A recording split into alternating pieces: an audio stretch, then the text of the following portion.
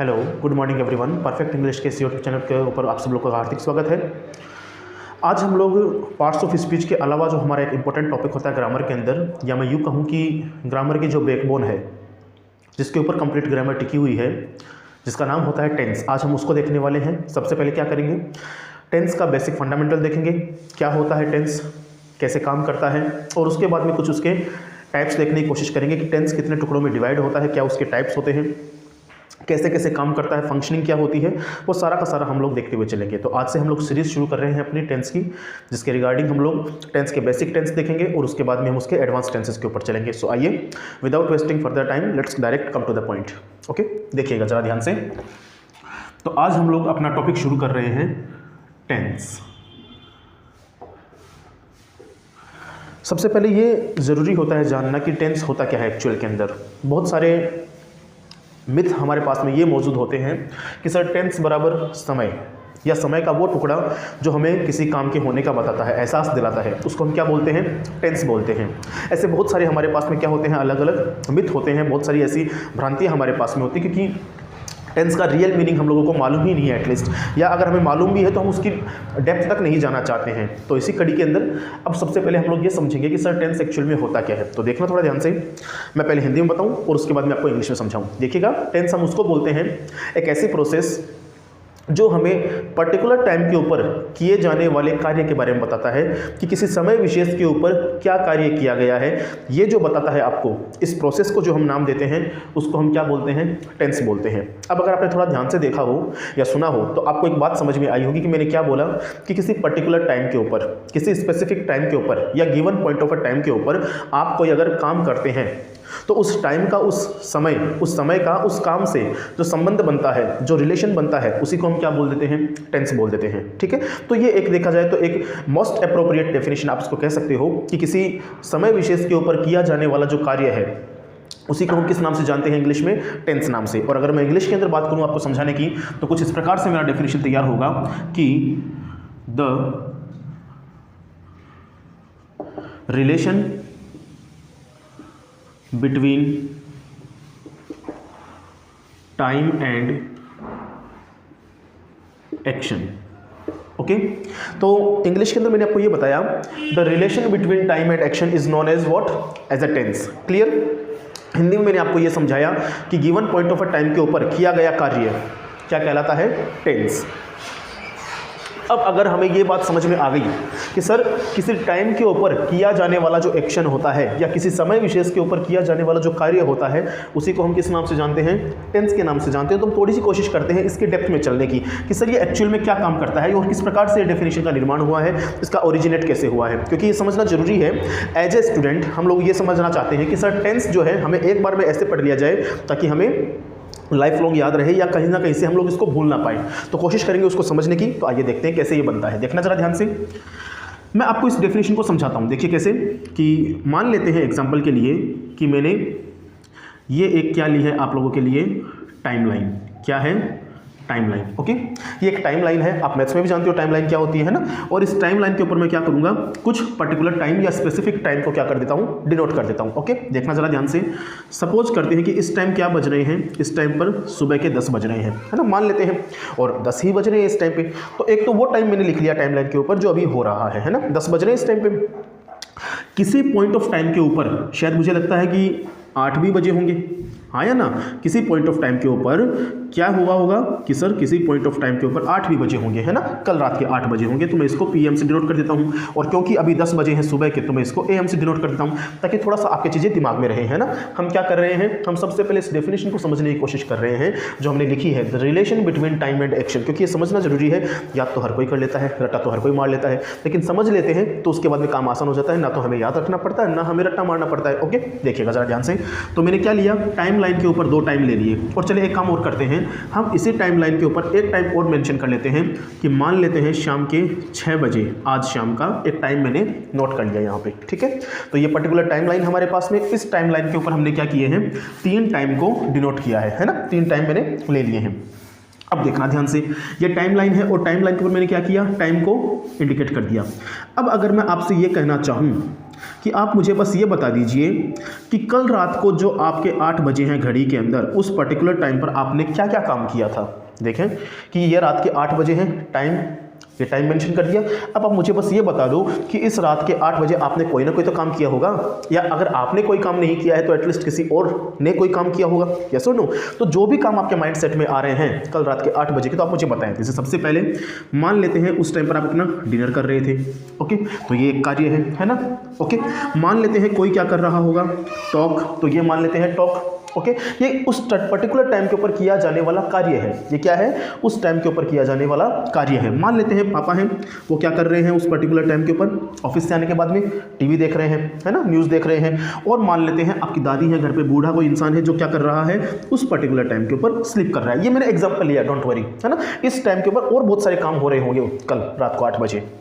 अब मानते हैं कि इस समय पे आप क्या हो रहा है, देखना ध्यान से। इस टाइम पर 10 बजे हैं, तो इस टाइम पर क्या हो रहा है, देखो कौन कौन से एक्शन हो रहे हैं। सर सबसे पहला एक्शन तो ये हो रहा है कि आप क्या काम कर रहे हो, टीच करने का काम कर रहे हो। और क्योंकि आप टीच कर रहे हो तो सीधी सी बात है, हम लोग जो इस टाइम पर इस वीडियो को देख रहे हैं वो क्या काम कर रहे हैं, तो वो स्टडी करने का काम कर रहे हैं। और बहुत सारे एक्शन हो रहे होंगे इस पर्टिकुलर टाइम के ऊपर, बाहर लोग घूम रहे होंगे, है ना, व्हीकल्स आ रहे हैं जा रहे हैं, है ना, बहुत सारे काम हो रहे हैं। कोई इंसान क्या बोल रहा है, कोई इंसान क्या बोल रहा है। इसी तरीके से अगर मैं ध्यान से देखूँ तो मैं इसके अंदर क्या काम कर रहा हूँ, मैं स्पीक करने का काम कर रहा हूँ। और क्योंकि मैं स्पीक करने का काम कर रहा हूं तो इसी पर्टिकुलर टाइम के ऊपर आप भी कौन सा काम कर रहे हो, लिसनिंग का काम कर रहे हो।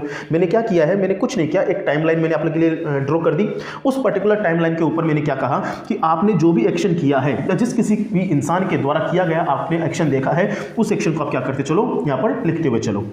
मानते हैं कि आज शाम को 6 बजे आपका कोई प्लान फिक्स है, क्योंकि कहीं ना कहीं पे हम लोग प्लान करते हैं। तो मान लिया कि एज ए स्टूडेंट हम लोग हैं और हम यहाँ पे कुछ प्लानिंग कर रहे हैं एक्शन करने की कि सर आज शाम को 6 बजे जो है मैं ग्राउंड के अंदर क्रिकेट खेलूंगा, या मान लेते हैं कि आज शाम को मैं 6 बजे जो है पार्टी में जाऊंगा तो मैं उसकी तैयारी करूंगा, ओके। इस प्रकार से हम बहुत सारे क्या कर सकते हैं, एक्शन को डिनोट कर सकते हैं। और मान लेते हैं कि शाम के 6 बजे आप एक एक्शन और ले लीजिए कोई सा भी, कि उस टाइम पर सर मैं क्या करता हूँ, नॉर्मली स्टडी करता हूँ, ठीक है।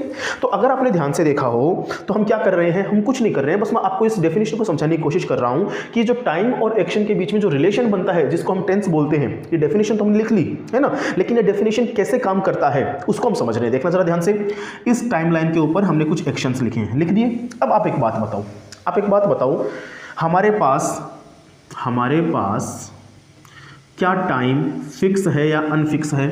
सोच के देखो, क्या हम टाइम को बाउंड कर सकते हैं क्या? आप सिर्फ इतना बताओ कि क्या हम इस टाइम को, जिसको हम समय बोलते हैं, क्या हम इसको बांध सकते हैं एक पर्टिकुलर टाइम के फ्रेमवर्क के ऊपर? नहीं बांध सकते ना। इसका मतलब करोड़ों हजारों अरबों साल पहले भी समय चलता आ रहा था, अभी भी समय चल रहा है, और न जाने कितने ही अनंत कोटि काल तक ये क्या करता रहेगा, समय चलता रहेगा। इसका मतलब ये जो टाइम है, ये टाइम कैसा है हमारे पास में, इनफाइनाइट है। कैसा नाइट है, इनफाइनाइट है ना, अनंत है हमारे पास में। तो समय को हम ना तो बांध सकते हैं ना कुछ और कर सकते हैं, ना इसकी बाउंड्रीज तय कर सकते हैं, है ना। इसलिए हमने क्या किया, इस समय के टुकड़े को, मतलब पूरा जो समय हमारे पास में है उस समय को हमने मेजरली 3 टुकड़ों में डिवाइड कर दिया। कितने टुकड़ों में डिवाइड कर दिया, 3 टुकड़ों में डिवाइड कर दिया। अब वो 3 टुकड़े कौन कौन से हैं उनको हम बाद में देखेंगे, पहले आ जाइए इस टॉपिक के ऊपर, क्योंकि हमने इसको पूरा करना है ना।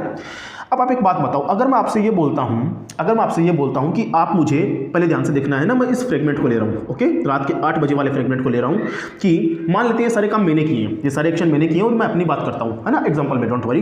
देखना, मैंने बोला कि मैंने कल रात को डिनर लिया या मैंने डिनर किया, बात एक ही है। तो अगर जब मैं इसको हिंदी में लिख रहा हूं तो मैं ऐसे लिखूंगा कि मैंने कल रात को डिनर लिया, और अगर मैं इंग्लिश में बोलूंगा तो मैं क्या बोलूंगा, आई हैड डिनर, या डबल एन है, okay, double N, dinner yesterday, okay, clear.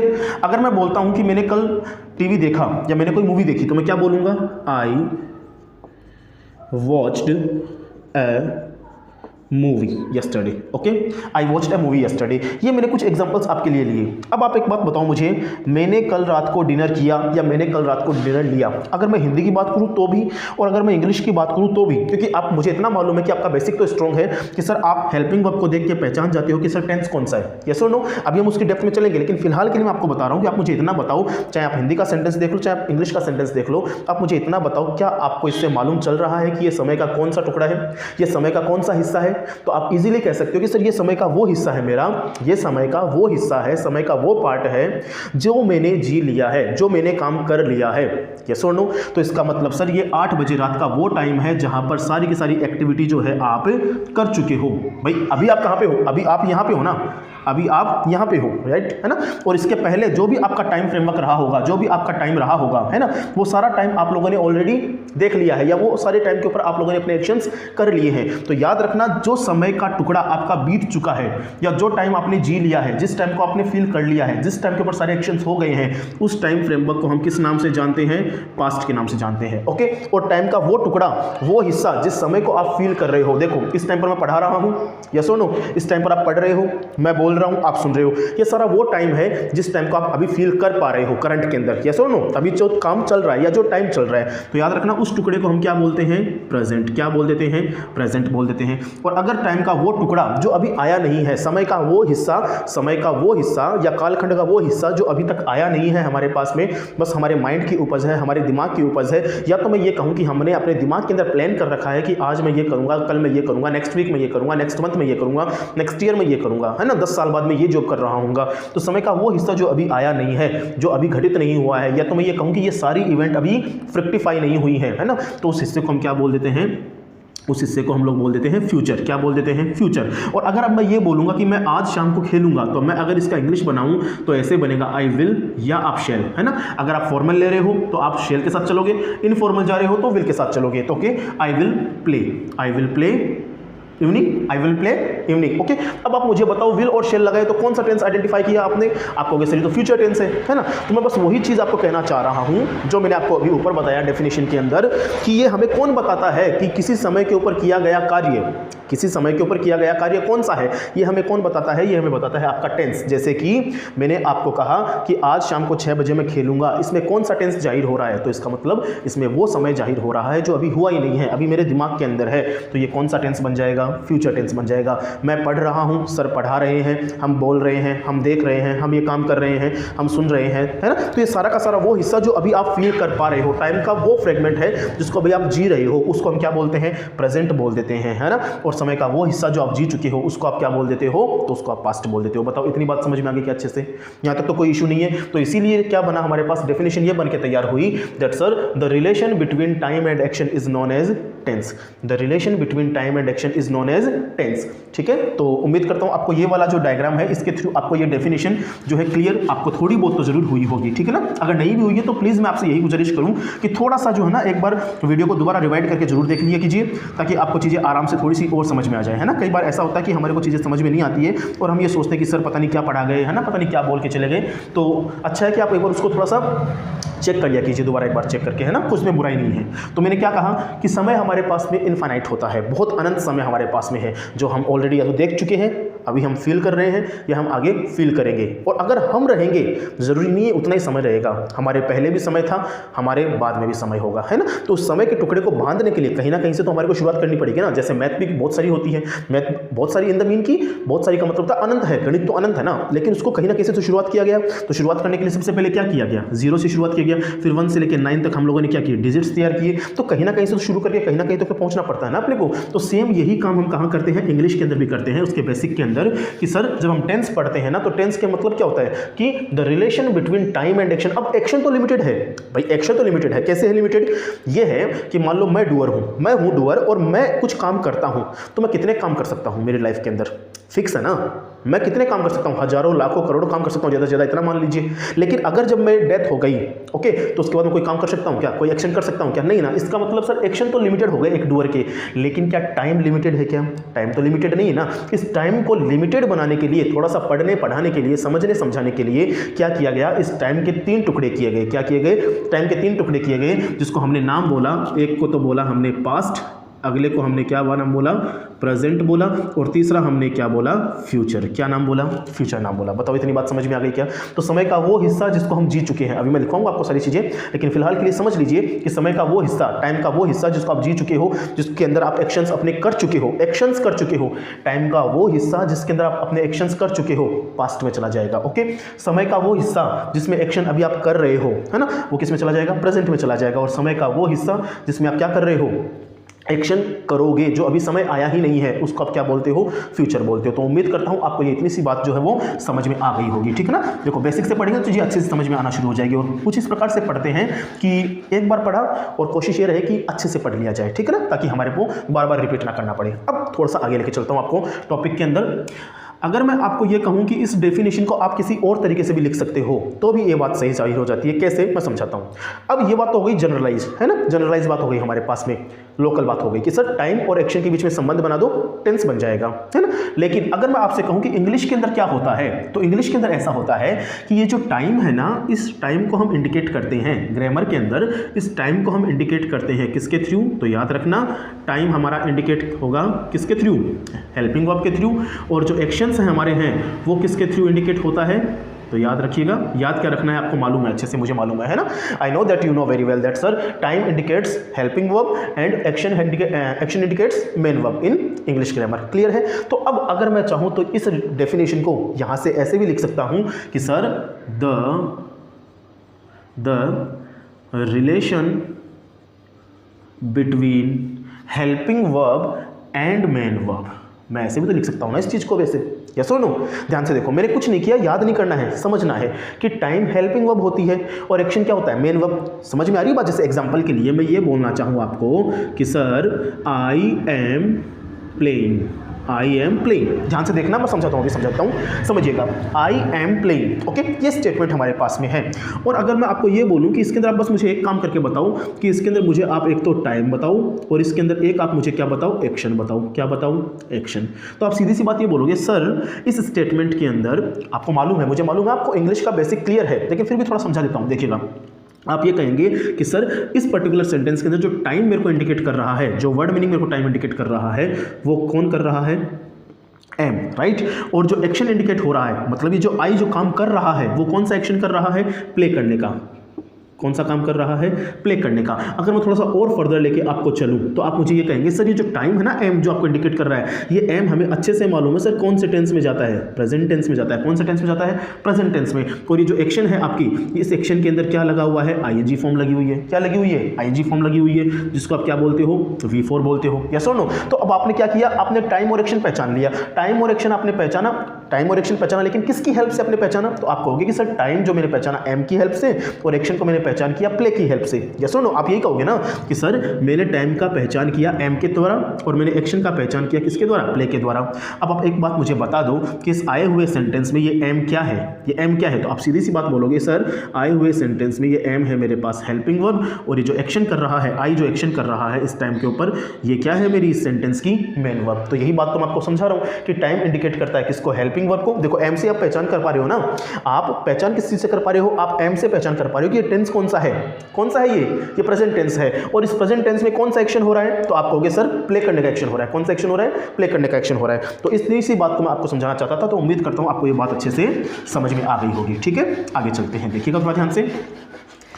अब मैं आपको समझाता हूं डेफिनेशन के बाद में इसके टाइप्स। क्या समझाता हूं, इसके टाइप्स, कि सर टेंस के टाइप कितने होते हैं, टेंस के कितने टाइप होते हैं। तो हमने अभी पढ़े कि सर टेंस को हमने क्या किया, हमने टेंस को क्या किया, हमने इस टेंस को अच्छे से कंबाइन करने की कोशिश की है। किस तरीके से, इस तरीके से कि सर टेंस के 3 टुकड़े हमारे पास में होते हैं, पास्ट, उसका दूसरा टुकड़ा हमारे पास में होता है प्रेजेंट, और इसका जो तीसरा हिस्सा हमारे पास बनता है उसको हम क्या बोल देते हैं, फ्यूचर। ओके, ये हमने अभी पढ़ा है, क्लियर है। और अब मैं उस चीज़ को, उस बात को, उस पॉइंट को मैं यहाँ पर लिख के आपको समझा दूँ, जो पॉइंट मैं आपको समझाना चाह रहा था, या जो मैंने आपको समझाया थोड़ी देर पहले, कि वो हिस्सा टाइम का वो हिस्सा है ना, ए पार्ट ऑफ टाइम। मैं ऐसे लिखना शुरू करूँ, थोड़ा सा आप समझ लीजिएगा, a part of time that is already happened. Okay, a part of time that is already happened, एक ऐसा समय का हिस्सा जो हो चुका है, या आप ऐसे ही बोल सकते हो a part of time on that all the actions has been done. Okay, all the actions has been done, इसका मतलब भी पैसिव वॉइस का एग्जांपल मैंने बोला है, एक समय का वो हिस्सा जिसमें आप सारे के सारे इवेंट अपने कर चुके हो। ठीक है, अगर मैं प्रेजेंट की बात करूं तो प्रेजेंट के अंदर भी आप क्या बोलोगे, समय का वो हिस्सा, है ना, the part of time that we live. Okay, that we live और दैट वी फील, इसको हम क्या बोलते हैं, इसको हम बोलते हैं प्रेजेंट। और समय का वो हिस्सा, the part of time, okay, the part of time that will come, okay, और all the action that will be done by doer, okay, वो क्या होगा, फ्यूचर हो जाएगा। तो याद रखना, पास्ट को हम क्या बोलते हैं, प्रेजेंट को हम किस प्रकार से आइडेंटिफाई करते हैं और फ्यूचर को किस प्रकार से आइडेंटिफाई करते हैं, ये मैंने आपको समझा दिया, ठीक है। तो याद रखिएगा, टेंस के जो टाइप है हमारे पास में बेसिकली कितने होते हैं, तो अब आपको समझ में आ गया होगा, पास्ट होता है, प्रेजेंट होता है और फ्यूचर होता है, ठीक है। अब यहीं पर मैं एक बार थोड़ा सा आपको समझाने की कोशिश करूं कि आजकल ये चीज़ बहुत ट्रेंड में चल रही है कि सर टेंस एक्चुअल में कितने होते हैं, एक्चुअल में कितने होते हैं। कई बच्चे ऐसे सवाल पूछते हैं कि सर टेंस एक्चुअल में कितने होते हैं, हो सकता है कहीं ना कहीं से उन्होंने सुना हो, तभी तो पूछ रहे हैं वो इस चीज़ को। तो मैं आपको समझाऊं कि यहाँ पर एक चीज़ काम करती है, जैसे हमें अच्छे से मालूम है सर, अब तक तो हम इंग्लिश पढ़ते आ रहे हैं, है ना, अपने सराउंडिंग के आसपास, हमें ये चीज़ मालूम हो गई है कि सर बेसिकली इंग्लिश दो होने लग गई, दो होने क्या लगी, दो होती है। जैसे कि एक तो आपका होता है कौन सा इंग्लिश, ब्रिटिश इंग्लिश। कौन सा होता है, ब्रिटिश इंग्लिश। जो इंग्लिश होता है ना आपका इंग्लैंड वाला जो इंग्लिश चलता है वो इंग्लिश होता है ना, जो काफ़ी समय से चलता हुआ आ रहा है। और एक वो इंग्लिश की आपकी रूट हो गई जो आपकी अमेरिकन इंग्लिश हो गई। कौन सी इंग्लिश हो गई, अमेरिकन, जिसको अमेरिका के जो यूनिवर्सिटीज़ हैं उन्होंने क्या किया है, डेवलप किया है और उसमें चेंजेस किए हैं। और इसी का एग्जांपल कुछ इस प्रकार से बनता है कि आपने कई बार देखा होगा कि कुछ स्पेलिंग्स पहले कुछ समय पर कुछ इस प्रकार से काम करती थी, जैसे कलर्स है, लेकिन अब अगर मैं बात करूं तो मैं अगर ये भी लिखूंगा तो सही माना जाएगा। इसी प्रकार से बहुत सारी ऐसी चीज़ें होती हैं जिसमें क्या हो गया है, डिफ्रेंशिएट हो गया है। लेकिन फिलहाल के लिए हमारा मकसद ये नहीं है कि कौन सी इंग्लिश क्या बताती है और कौन सी इंग्लिश क्या नहीं बताती है। हमारा मकसद ये है कि सर एक्चुअल में टेंस कितने होते हैं, आप तो ये समझा दीजिए। देखिएगा, इन रियलिटी अगर आप ध्यान से देखो ब्रॉड माइंड के साथ में, तो याद रखिएगा टेंस हमारे पास में दो ही होते हैं, समय का दो ही हिस्सा हमारे पास में होता है, तीसरा हिस्सा हमारे पास में नहीं होता है। फ्यूचर टेंस जैसी कोई चीज़ एग्जिस्ट नहीं करती है। Let me repeat once again for you that sir future tense जैसी कोई भी चीज़ एग्जिस्ट नहीं करती है। एक्चुअल के अंदर टेंस हमारे पास दो ही होते हैं, पास्ट एंड प्रेजेंट। लेकिन फिर आपके मन में सवाल आएगा कि सर क्या हमने जो 3 टेंस पढ़े पिछले 12 सालों में, अगर आप एकेडमिक ले रहे हैं 1 to 12 और अगर आप ग्रेजुएशन पे आ चुके हैं या अगर आप कॉम्पिटिटिव एग्जाम्स की तैयारी कर रहे हैं, तो आपके मन में ये ख्याल आएगा कि सर हम हर बार बुक के अंदर पढ़ते हैं present past future, past present future, तो क्या फ्यूचर टेंस है या नहीं है, अब आप ये बता दीजिए। तो समझिएगा, क्योंकि हम क्या ले रहे हैं, एकेडमिक क्वालिफिकेशन ले रहे हैं फिलहाल के टाइम पर, या हम बुक्स पढ़ रहे हैं, और वो बुक्स किसको मानती हैं, किसको फॉलो करती हैं, तो वो फॉलो करती हैं आपकी ब्रिटिश इंग्लिश को, ना कि अमेरिकन इंग्लिश को। अमेरिकन इंग्लिश आप यूज़ करते हो on WhatsApp, on Instagram, on your social media, on your social handles, okay, आप वहाँ पर अमेरिकन इंग्लिश यूज़ करते हो। या मैं ऐसे कहूँ कि आप इनफॉर्मल लैंग्वेज का आप जो यूज़ करते हो वो अमेरिकन इंग्लिश के थ्रू करते हो। बट जो आपकी बुक्स जो फॉलो करती हैं वो किसको फॉलो करती हैं, ब्रिटिश इंग्लिश को फॉलो करती है। ब्रिटिश इंग्लिश आज भी क्या मानता है कि ये टेंस फ्यूचर टेंस एग्जिस्ट करता है, फ्यूचर टेंस, है ना, याद रखिए, मैं समझाऊंगा, अभी एग्जांपल दे रहा हूँ, रीजन बताऊंगा। ब्रिटिश इंग्लिश का ऐसा लिखा हुआ है, ओके। अब ये जो डिफरेंसेस आए between British English and American English, ये क्यों हुए, तो सीधी सी बात है, आप खुद एक बात बताओ मुझे, आप जहां कहीं से भी इस वीडियो को देख रहे हो वहां पर उस लोकेलिटी के अंदर एक बात तो चलती होगी कि सर समय का कोई भरोसा नहीं है, इंसान का कोई भरोसा नहीं है। एक सेकंड के अंदर इंसान डेथ ले सकता है अपनी, यस और नो। जैसे मैं अगर अभी आपको पढ़ा रहा हूँ तो कोई गारंटी नहीं है कि मैं नेक्स्ट 10 मिनट बाद में क्या आपको पढ़ा पाऊंगा कि नहीं पढ़ा पाऊंगा, है ना। इसका कोई मीनिंग नहीं है, इसका कोई सेंस नहीं बनता है कि सर आप प्लान करके बैठ जाए और वो चीज़ हो 100% ये गारंटी है, इसका कोई सेंस नहीं है। हो सकता है मैं प्लान कर लूँ कि सर नेक्स्ट मंथ में ये काम कर रहा हूँगा, नेक्स्ट ईयर में ये काम करूँगा, लेकिन क्या रियलिटी चेक कीजिए आप, क्या आपको नेक्स्ट सेकेंड क्या होने वाला है क्या मालूम है, नहीं मालूम है। इसका मतलब यहीं से ये चीज़ निकल के आई कि सर क्योंकि हमारे पास फ्यूचर कैसा है, अनप्रेडिक्टेबल है। कैसा है, अनप्रेडिक्टेबल है, जो चीज़ प्रिडिक्ट ही नहीं हो सकती है। तो इसके मतलब सीधी सी बात वो है कि ये जो फ्यूचर टेंस है ये सारा का सारा हमारे माइंड में है। ये फ्यूचर जो टेंस है ये सारा का सारा हमारे माइंड में है। अब आपको कि सर माइंड में है कैसे, तो देखो जरा ध्यान से, फ्यूचर टेंस में आप कौन से सेंटेंसेस यूज करते हो, फ्यूचर टेंस में आप वो सेंटेंसेस यूज करते हो जो आपके माइंड में तो है ना। जैसे मैं ये काम करूंगा, हम वहां जाएंगे, वो ये काम करेंगे, वो ये कॉल करेगा, है ना, मैं ये कर लूंगा, मैं वो कर लूंगा। क्या कर रहे हो, क्या आप वो काम कर रहे हो, क्या नहीं कर रहे हो फिलहाल, तो क्या वो काम आपने कर लिया, नहीं किया ना, तो इसकी क्या गारंटी है, क्या इसकी सत्यता है, क्या इसकी प्रामाणिकता है कि आप वो काम 100% करोगे ही करोगे। समय आएगा, देखो ध्यान से सुनो, वो समय जरूर आएगा जिस टाइम की आप बात बोल रहे हो कि मैं 1 महीने बाद में ये काम करूंगा, वो समय जरूर आएगा, लेकिन क्या उस समय को पूरा करने के लिए जो एक्शन चाहिए, क्या उस एक्शन को निभाने वाला जो डूअर है, क्या गारंटी आप लेते हो उस चीज़ की कि क्या डूअर हो जाएगा मौजूद उस टाइम पे, कोई गारंटी नहीं है, है ना। ये सिर्फ हमारे दिमाग में है कि हम ये काम करेंगे, हमें अगले सेकंड का भरोसा नहीं है कि क्या हम लोग जिएंगे ना जिएंगे, मर जाएंगे, क्या होगा क्या नहीं होगा, एक्सीडेंट हो जाएगा, ये हो जाएगा, वो हो जाएगा, कोमा में चले जाएंगे, कुछ भी हो सकता है ना, anything is possible in that particular word ना। सो सीधी सी बात यह है कि सर क्योंकि because future is totally unpredictable, so it is entirely based on our imagination, that's it. तो याद रखिएगा, ये वो रूट वजह है जिस वजह से बहुत सारे टीचर्स आपको ये बोलते हैं कि फ्यूचर टेंस जैसा एग्जिस्ट नहीं करता, और बात अक्सर देखी जाए तो ये सही भी है कि हाँ, फ्यूचर टेंस जैसा कोई टेंस एग्जिस्ट नहीं करता है। रियलिटी के अंदर दो ही टेंस होते हैं, पास्ट एंड प्रेजेंट। क्यों होते हैं, अब इसके ऊपर थोड़ा ध्यान लगा लीजिए। पास्ट टेंस तो इसलिए होता है because it is already happened, it is already happened. ये समय भी आप देख चुके हो और इस पर्टिकुलर समय के ऊपर आप एक्शन भी कर चुके हो। कल रात को मैंने 8 बजे खाना खाया, मैंने आपको एग्जांपल बताया था थोड़ी देर पहले, तो इसका मतलब ये है कि कल रात को 8 बजे भी थे और उस टाइम पर आपने वो एक्शन किया भी तो था ना। तो वो समय तो आप झूठा नहीं सकते, उस समय को तो आप झूठा नहीं कर सकते ना, नहीं झूठ बोल सकते उसके लिए तो, कि वो समय तो आपने जिया है, प्रूफ है आपके पास में। और एक वो समय जिस समय को आप फील कर रहे हो, इसको भी आप नहीं झुठला सकते हो, यस और नो। तो समय का वो हिस्सा जो हमारे पास में रियली एग्जिस्ट करता है उसी को हम टेंस कंसिडर करेंगे। तीसरा टेंस एक्चुअल में होता नहीं है, और जब नहीं होता है तो अब आपके मन में एक तीसरा सवाल आएगा, सर जब नहीं हमारे पास टेंस है तो हमें क्यों पढ़ना पड़ रहा है, हम क्यों बार बार पढ़ते हैं। तो रीज़न मैं आपको ऑलरेडी बता चुका हूं कि क्योंकि आप क्या कर रहे हो, एकेडमिक क्वालिफिकेशन ले रहे हो, क्योंकि आप बुक्स की लिखावट ले रहे हो, इस वजह से आपको ये फॉलो करना जरूरी है। लेकिन अगर मैं बात करूं कि अगर आप इनफॉर्मल जाओ, अगर मैं बात करूं कि आप स्पोकन के थ्रू जाओ, तो वहां पर फ्यूचर टेंस रिक्वायरमेंट नहीं है, सीधी सी बात है। क्यों? अगर मैं आपका इसका एक रीजन और बताऊं, अगर मैं आपको इसका एक लॉजिक और दे दूं, तो शायद मुझे लगता है आपको बात समझ में आएगी। देखो मैं समझाऊं थोड़ा सा। एक बात मुझे बताओ, फ्यूचर टेंस के अंदर कौन सी हेल्पिंग वर्ब होती है? तो बच्चे बोलेंगे कि सर फ्यूचर टेंस की वर्ब होती है विल और शैल। यस और नो, यही होती है फ्यूचर टेंस की वर्ब।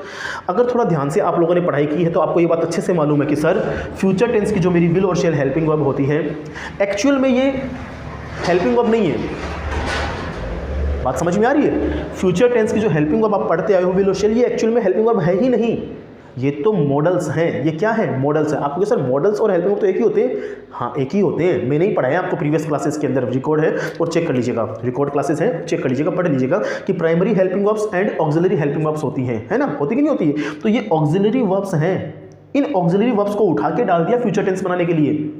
समझो, थोड़ा सा कोशिश करो समझने की, समझ में आएगा कि सर एक्चुअल में ये मॉडल ऑक्सिलरी वर्ब्स हैं विल और शैल। पढ़ते हो ना मॉडल्स के अंदर विल और शैल पढ़ते हो, लेकिन इनको हमने काम ले लिया एज ए फ्यूचर टेंस की हेल्पिंग वर्ब ग्रामरियन लोगों ने, है ना, जो ग्रामर को बनाते हैं ग्रामरियन, जो भाषा के जानकार होते हैं, किसी भी भाषा के टेक्निकल जानकार होते हैं, उनको हम लिंग्विस्ट बोल देते हैं। ओके, तो उन लोगों ने क्या किया, बिना किसी परेशानी के जो है उस मॉडल को उठाया, उन दो मॉडल को उठाया और यहाँ पर अप्लाई कर दिया। अगर देखा जाए तो इस प्रेजेंट के अंदर कौन सी हेल्पिंग वर्ब होती है? Is am are, is am are होती है ना। आप पास्ट की बात करते हो तो पास्ट के अंदर भी कौन सी हेल्पिंग वर्ब होती है? वॉज वर्ब होती है और हैड होती है। इधर हैज भी आप ले सकते हो। लेकिन आप मुझे एक बात बताओ, क्या इनके और यूजेस आपने देखे क्या कहीं पे? नहीं देखे ना। लेकिन विल और शेल का आप यूज देखते हो, मॉडल्स में भी देखते हो और एज ए हेल्पिंग वर्ब भी देखते हो, प्राइमरी हेल्पिंग वर्ब भी देखते हो और ऑक्सिलरी वर्ब्स भी देखते हो। क्या इनको आप देखते हो क्या एज ए मॉडल पढ़ते हुए? नहीं देखते ना। तो बस सीधी सी बात ये समझ में आती है ना हमारे को, थोड़ा सा अगर हमारा दिमाग खुला है, थोड़ा सा हमारी ब्रॉड थिंकिंग है कि सर हाँ, कहीं ना कहीं पे कुछ काम तो हो रहा है। या आप ये कह सकते हो मजाक के रूप में कि सर थोड़ा बहुत अन्याय तो हुआ है, किसके साथ में? फ्यूचर टेंस के साथ में। ये सुनो, तो चले, काफ़ी मैंने समय ले लिया आप लोगों का, लेकिन फिलहाल के लिए बात इतनी सी आपको समझनी है। टेंस की डेफिनेशन क्या हुई? The relation between time and action is known as what? tense. And you can also say that sir, the relation between helping verb and main verb, because here in English grammar time indicates your pure helping verb and action indicates main verb. Clear? Then further we have discussed that sir, our time or our tense has been divided into three major parts. Okay, three major parts मैं बोल रहा हूँ, दो नहीं बोल रहा हूँ, because हम academic qualification ले रहे हैं, so it is always important, okay, to follow all the basic rules. Clear? So tense has been divided into three major parts. The first one is your past, second one is your present, and third one is your future. Now we have also discussed that sir, past is the time period that is already happened, okay, that is known as to be past, and the present time is the time on that we live and in which we feel all the things. Clear? And the future time, the segment of a particular time or the part of time that will come yet, okay, that will not come yet, जो अभी तक नहीं आया है, जो आएगा। Clear? तो ये सारी चीजें हम लोगों ने पढ़ ली हैं। ओके, अब आगे चलते हैं। अब थोड़ा सा मैं आपको और लेके चलूँ आगे कि इन तीन टेंसेस की चार क्या होती हैं? सब कैटेगरीज होती है। कितनी? चार जो होती हैं वो सब कैटेगरीज होती हैं, सब कैटेगरीज होती हैं। ठीक है, वो कौन सी होती है तो जरा देख लीजिएगा फटाफट से, आपको मालूम है लेकिन फिर भी रिवीजन हो जाए अच्छे से। देखिएगा, सिंपल, उसके बाद में किसी भी टेंस का कंटिन्यूअस, ठीक है, कंटिन्यूअस, ओके, उसके बाद में perfect, and next which we have is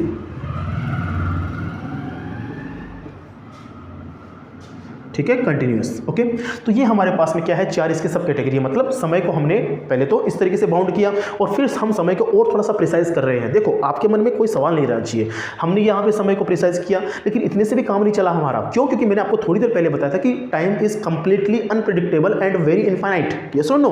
तो उस वजह से हमने क्या किया, इस टाइम को हमने सब कैटेगराइज कर लिया। क्या कर लिया? सब कैटेगराइज, मतलब इस 3 टुकड़ों के भी हमने और टुकड़े कर लिए और भाग कर लिए। तो क्या निकल के आया? Simple, continuous, perfect and perfect continuous. और ये कॉमन रहेंगे। क्या रहेंगे? कॉमन। जैसे कि पास्ट, तो past simple, past continuous, past perfect continuous. Clear? इसी तरीके से present simple, present continuous, present perfect and present perfect continuous. इसी तरीके से future simple, future continuous, future perfect and future perfect continuous. तो उम्मीद करता हूं आपको इतनी बात समझ में आई होगी। ठीक है, अब हम क्या कर रहे हैं, 1 by 1। अब हम क्या करेंगे, ये तो था अपना बेसिक फंडामेंटल। ओके, ये तो था बेसिक फंडामेंटल हमारा regarding to what, regarding to tense. अब हम क्या करेंगे, 1 by 1 जो है अपना हर एक टेंस को उठाते हुए चलेंगे और उस टेंस के बारे में डीप डिस्कशन करेंगे। ओके,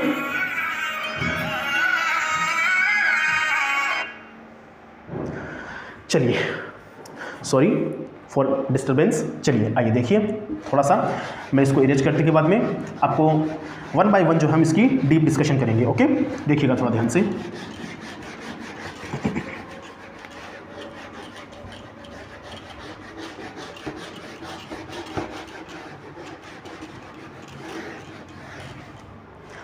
हाँ, अगर आप कहें तो मैं एक बार चेक कर लेता हूँ कि क्या रिकॉर्डिंग सही से चल रही है कि नहीं चल रही है। Yes, it is completely perfect. Okay, आइए देखते हैं फटाफट से। हमने क्या किया, टेंस का बेसिक फंडामेंटल चेक कर लिया। अब हम क्या करेंगे, हर एक टेंस को लेंगे और उस टेंस के बारे में डीपली डिस्कशन करेंगे। याद रखिएगा, है ना, ऊपर ऊपर से नहीं, डीप डिस्कशन करेंगे। तो देखिएगा थोड़ा ध्यान से। सबसे पहला जो टेंस हमारे पास में आता है, that is what, that is present simple. Okay, इसका एक नाम और होता है, आप इसको क्या बोल सकते हो, प्रेजेंट इंडेफिनिट। ओके, इसका एक नाम और हो जाता है, आप इसको बोल सकते हो प्रेजेंट पार्टिसिपल। ये इसके प्रेजेंट पार्टिसिपल। ओके, ये हम टेंस को डिस्कस करने वाले हैं। देखिएगा जरा ध्यान से। सबसे पहले टेंस पढ़ लिया हम लोगों ने, the relation between time and action. Then the second definition, na, that is what? That is tense is something that is the relation between helping verb and main verb, or you can say tense tells the relation between helping verb or main verb. Then we discussed what, हमने क्या discuss किया, हमने discuss किया the types of tenses, that is 3, है ना, majorly 3 parts. Okay, first one is your past, present and future. Then हमने उसके क्या किया, 4 सब कैटेगरीज को डिस्कस किया, sir, simple, continuous, perfect and perfect continuous. Okay, अब हम क्या कर रहे हैं, प्रेजेंट सिंपल को, प्रेजेंट इंडेफिनिट को, प्रेजेंट पार्टिसिपल, तीनों एक ही है। कुछ बुक्स में प्रेजेंट सिंपल लिखा होता है, कुछ में इंडेफिनिट, कुछ में पार्टिसिपल लिखा होता है, इसलिए मैंने सारे नाम लिख दिए हैं। तो है ना, उसको डिस्कस करेंगे। आइए करना शुरू करें, देखिएगा। और मैं, याद रखिएगा, आपको सारी चीज़ समझाऊंगा, पूरा टॉपिक समझाऊंगा डीपली, तो बिल्कुल भी टेंशन नहीं लेनी है। ओके ना, देखो थोड़ा ध्यान से समझना शुरू करते हैं। समझने से पहले थोड़ा सा समझो, और क्योंकि जितना हम प्रिसाइज होते चले जाएंगे उतना चीज़ें और आसानी से समझ में आने लग जाएगी। आपको अक्सर इस बात का मालूम चला होगा या आपको टीचर्स ने बताया होगा कि इंग्लिश के अंदर सेंटेंस लिखने का एक स्टैंडर्ड पैटर्न होता है जिसको हम फॉलो करते हैं, करते कि नहीं करते हैं। और वो स्टैंडर्ड पैटर्न क्या होता है, तो आप कहोगे सर सब्जेक्ट होता है, उसके बाद में वर्ब होती है और उसके बाद में ऑब्जेक्ट होता है। यही होता है स्टैंडर्ड पैटर्न, यस और नो। अच्छा, अगर आप ये ना कहना चाहो तो आप ये भी तो कह सकते हो कि सर सब्जेक्ट होता है, बेसिकली जो वर्ब हमारे पास में होती है वो 2 होती है, आपने ही बताया थोड़ी देर पहले, और फिर ऑब्जेक्ट लगता है। यही तो होता है स्टैंडर्ड पैटर्न, यस और नो। समझाना चाहता हूँ कुछ बात में यहाँ से देखना, तो आप चाहे ये बोलो, लेकिन वैसे कि जैसा कि हमारा काम है जिससे हम उसको रखते हैं, तो याद रखिएगा यहाँ पर हम subject plus helping verb plus main verb plus object ले लेते हैं। तो ये स्टैंडर्ड पैटर्न होता है, मतलब कि मोस्टली जो स्टेटमेंट्स बनते हैं उनमें ये आपका पैटर्न फॉलो होता ही होता है। क्या क्या, subject, helping verb, main verb and object. Sir इसके थ्रू क्या समझाना चाहते हो, इसके थ्रू मैं ये समझाना चाहता हूँ कि आप एक बात बताओ मुझे थोड़ा सा, आपका चलो रिवीजन करते हैं। टेंस की जब मैंने डेफिनेशन बोली थी तो मैंने इसमें क्या बताया था आपको, तो मैंने आपको ये बताया था कि tense tells the relation between helping verb and main verb, yes और no. Tense tells the relation between helping verb and main verb, यही बताया था। टेंस हेल्पिंग वर्ब और मेन वर्ब के बीच में क्या बनाते हैं, संबंध बनाते हैं। इसका मतलब सर क्या कहीं पर सब्जेक्ट और ऑब्जेक्ट का जिक्र किया क्या मैंने, बताओ फटाफट से, नहीं किया ना। तो ये बात मैं समझाना चाहता हूँ कि टेंस पूरा का पूरा उसी बच्चे को समझ में आएगा, उसी कैंडिडेट को समझ में आएगा, उसी एस्पिरेंट को समझ में आएगा जिसका सिर्फ और सिर्फ फोकस किस पे ऊपर रहेगा, helping verb and main verb के ऊपर। या तो मैं ये कहना चाहूँ कि जिस बच्चे का कमांड पर्टिकुलर टेंस के अंदर जो करना चाहता है, अगर वो सिर्फ उस टेंस की हेल्पिंग वर्ब और मेन वर्ब को याद रख ले, क्योंकि tense entirely based, completely based on what, on helping verb and main verb, है ना। कुछ नहीं है टेंस, अगर आपको हेल्पिंग वर्ब और मेन वर्ब याद हो जाएगी हर टेंस की, तो इसका मतलब आपको वो टेंस अच्छे तरीके से आता है। बस इतनी सी बात मैं आपको बोलना चाहता हूँ, इसलिए मैंने आपको 2 मिनट बीच में रोक के ये बात समझानी चाहिए, ठीक है। और हम आने वाले नेक्स्ट टाइम के अंदर भी हम क्या करने वाले हैं, यही काम करने वाले हैं, इसी चीज़ को फॉलो करने वाले हैं। ओके, जरा देखिएगा ध्यान से। अब जब मैंने टेंस का नाम लिख दिया तो आइए पढ़ना शुरू करते हैं। हमें 4 या 3 पैटर्न पढ़ने हैं बेसिकली। कितने पैटर्न पढ़ने हैं, 3 पैटर्न पढ़ने हैं। कौन कौन से पैटर्न पढ़ने हैं, तो हमें याद रखना, एक तो पैटर्न पढ़ना होता है हर टेंस के अंदर, उसका पॉजिटिव पैटर्न। कौन सा पैटर्न पढ़ना होता है, पॉजिटिव पैटर्न पढ़ना होता है। दूसरा, हम उसी टेंस का क्या पढ़ेंगे फिर बाद में, नेगेटिव पैटर्न। क्या पढ़ेंगे बच्चों, नेगेटिव पैटर्न पढ़ेंगे, ठीक है। ध्यान से देखते चलिएगा। टेंस पढ़ रहे हैं, टेंस में हम सेंटेंसेस पढ़ेंगे। क्या पढ़ेंगे, सेंटेंसेस पढ़ेंगे। सेंटेंस कैसे बनेगा भाई, एक्चुअल में हमारा काम क्या है, एक्चुअल में हमारा काम यही तो है ना कि सर टेंस की हेल्प से सेंटेंस बनाऊं, वाक्य बनाऊं, वाक्य निर्माण करो, सेंटेंस फॉर्मेशन करो, यही तो करना चाहते हैं। तो बस वो सेंटेंस फॉर्मेशन हम किस प्रकार से करेंगे, उसके बहुत सारे आयाम होते हैं हमारे पास में, है ना, उसके बहुत सारे पैटर्न हमारे पास में होते हैं। तो पॉजिटिव हो गया, नेगेटिव हो गया, और एक पैटर्न मैं आपके लिए और ले लेता हूँ जिसको हम बोलते हैं बेसिकली क्या, इंटेरोगेटिव पैटर्न। क्या बोल देते हैं, इंटेरोगेटिव पैटर्न बोल देते हैं, ठीक है। तो ये हम 3 जो है पैटर्न डिस्कस करेंगे हर एक टेंस के अंदर, ना केवल प्रेजेंट सिंपल के अंदर, बल्कि present continuous, present perfect continuous, और इस तरीके से जितने भी हमारे पास टेंस बचते हैं टिल फ्यूचर परफेक्ट कंटिन्यूअस, वहां तक हम क्या करेंगे, इन्हीं 3 पैटर्न को फॉलो करते हुए चलेंगे। बताओ इतनी बात समझ में आ गई क्या, बोलो इतनी बात समझ में आ गई। अगर यहाँ तक समझ में आ गया है तो आगे लेके चलता हूँ आपको, चले देखिएगा। मैंने आपको अभी समझाया थोड़ी देर जस्ट पहले, 2 मिनट पहले, कि सर हमारा काम सब्जेक्ट और ऑब्जेक्ट के बिना चल जाएगा कि नहीं चल जाएगा। और हमें ये बात अच्छे से मालूम है कि सर जो डूअर होता है सेंटेंस के अंदर, हम ये बात अच्छे से जानते हैं सर, जो सब्जेक्ट होता है, जो डूअर होता है, वो सेंटेंस के शुरू में ही मिलता है हमारे को, यस और नो, और जो ऑब्जेक्ट होता है वो सेंटेंस के लास्ट में मिलता है। तो अब आप पूरे टेंस के अंदर एक बात याद रखिएगा, सबसे पहले सब्जेक्ट को पुट कर लीजिएगा और सबसे लास्ट में ऑब्जेक्ट को पुट कर लीजिएगा, ताकि आपका टेंशन ही हट जाए। फिर सारा का सारा फोकस कहाँ पे आ जाएगा, आपका हेल्पिंग वर्ब और मेन वर्ब। या तो मैं ये कहूँ लोकल लैंग्वेज में, इसके मसाला, इसका जो स्टफिंग होता है भाई, यहाँ से आपने पकड़ा, यहाँ से बांध दिया, है ना, और बांधने के बाद में अंदर जो मसाला भरना है आपको, बस उस पर ध्यान लगाना है। तो अंदर क्या लिखेंगे हम लोग, अंदर मैंने आपको बताया हेल्पिंग वर्ब और मेन वर्ब, बिकॉज टेंस बताता क्या है, helping verb and main verb भी तो बताता है ना आपको। तो याद रखना helping verb and main verb पढ़ना शुरू करेंगे अपन लोग। ओके, तो मैं चाहूँ तो यहाँ पर ये चीज़ लिख सकता हूँ कि सर जितने भी पैटर्न मेरे पास में हैं उन सब के अंदर मैं क्या करूँगा, सब्जेक्ट और ऑब्जेक्ट को सबसे पहले पुट कर दूंगा। क्लियर, यहाँ तक तो कोई दिक्कत नहीं है। चलो सर आगे चलते हैं। अब हमें क्या करना है, अब हमें अभी आपको बताया मैंने, और आपको मालूम भी है कि sir helping verb and main verb को पुटअप करना है। क्या करना है, helping verb and main verb को पुटअप करना है। तो याद रखिएगा, प्रेजेंट सिंपल या प्रेजेंट इंडेफिनिट या प्रेजेंट पार्टिसिपल के अंदर कोई हेल्पिंग वर्ब नहीं आती है। प्रेजेंट सिंपल या प्रेजेंट इंडेफिनिट के अंदर कोई हेल्पिंग वर्ब नहीं हमारे पास में मौजूद होती है। ओके, यहाँ पर डायरेक्ट क्या आता है हमारे पास में, मेन वर्ब की फर्स्ट फॉर्म, या उसके अंदर क्या लगा हुआ आता है, एस और ईएस लगा हुआ आता है। ठीक है, मैं समझाऊंगा, हर एक चीज़ समझाऊंगा, बट फिलहाल आप मेरे साथ बने रहिए अच्छे तरीके से, है ना। हाँ देखिएगा आगे। अब मुझे क्या चाहिए, इसका नेगेटिव पैटर्न चाहिए। क्या चाहिए, नेगेटिव पैटर्न। और यहाँ पर अब मैं आपको बहुत इंपॉर्टेंट एक बात बताने वाला हूँ, समझो कैसे, और बहुत इजीली आपको समझ में आएगा कैसे। पॉजिटिव पैटर्न मैंने आपको समझाया कि helping verb and main verb चाहिए अपने को, helping verb and main verb चाहिए। हेल्पिंग वर्ब तो हमारे पास में होती नहीं है, हमें क्या चाहिए, मेन वर्ब हमारे पास में हो गई फर्स्ट फॉर्म प्लस एस और एस, ये सबको मालूम बच्चे को। ओके, अगर मैं इसका नेगेटिव वर्जन बनाऊं तो नेगेटिव वर्जन वही तो बनेगा ना जिसके अंदर मेरे पास क्या आएगा, नोट आएगा, यस और नो, यही तो होगा नेगेटिव वर्जन, हाँ या ना। मतलब अगर किसी भी टेंस का मुझे क्या बनाना है, नेगेटिव वर्जन बनाना, तो मुझे उसमें क्या ऐड करना पड़ेगा, नोट ऐड करना पड़ेगा, हाँ या ना। तो अगर मुझे नोट ऐड करना है तो मुझे क्या करना पड़ेगा, मैं कुछ बातें आपको बताऊंगा, वो बातें आप याद रखेंगे तो काम अपना आसान हो जाएगा। ओके, चलिए आइए शुरू करते हैं। हाँ, तो कहाँ था मैं यहाँ पर था कि सर आप नेगेटिव पैटर्न की बात कर रहे थे। नेगेटिव पैटर्न में हमें ये बात तो अच्छे से पता चल गई कि सर नेगेटिव पैटर्न में क्या आता है, नोट आता है, तभी तो वो नेगेटिव बनता है। अब मैं आपको इस नोट की क्वालिटीज़ बता रहा हूँ कुछ जो आपको याद होनी चाहिए। एक बात बताओ, नोट में कितने लेटर्स आ रहे हैं, नोट में कितने लेटर्स आ रहे हैं हमारे पास में? आपको सर नोट के अंदर 3 लेटर हैं, NOT। तो याद रखना, नोट की 3 खास बातें आपको याद रखनी है। नोट के बारे में 3 खास बातें अगर आप याद रख लोगे, आपका नेगेटिव पैटर्न हर एक टेंस का क्लियर होता चला जाएगा। ठीक है, सबसे पहले याद रखना, नोट का सबसे पहले खास बात जो है वो ये है कि नोट हमेशा अपने साथ क्या लेके आता है? एक हेल्पिंग वर्ब लेके आता है। नोट बोलता है कि मैं अकेला आऊंगा ही नहीं सेंटेंस के अंदर, मेरे से पहले कोई ना कोई हेल्पिंग वर्ब आनी चाहिए। ये बात बोलता है कौन? नोट। दूसरा नोट आपको ये बोलता है कि मैं हमेशा 3rd पोजीशन पे आऊँगा। कौन सी पोजीशन पे आऊँगा? 3rd पोजीशन पे। मेरा रैंक फिक्स है, मेरी सीट फिक्स है, मैं 3रे नंबर की सीट पे बैठूंगा हमेशा आके।